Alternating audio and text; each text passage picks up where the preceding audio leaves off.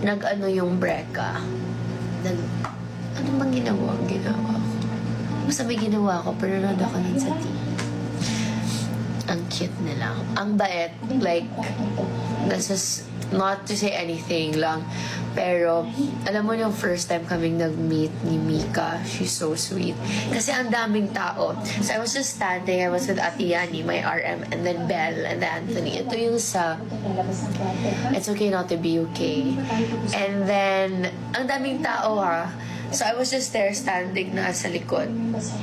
And then parang nahagip lang niya ako. And then sabi niya, oh, hello.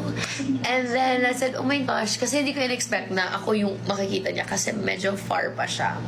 Madami pa siyang makita. So sabi, hello. And then like, sabi ko, hi, I'm Jazz. Sabi niya, hi, I'm Mika. Yes, I know. And ever since, she's so sweet. Like her smile and everything. Pinapansin ka niya. Kahit she's doing something, pag nakita ka niya, she'll stop just to say hi. And of course, si Bram. So, ang bayat. Ang bayat ng everybody. So, yun. So, wala lang. Yun yung experience ko with them.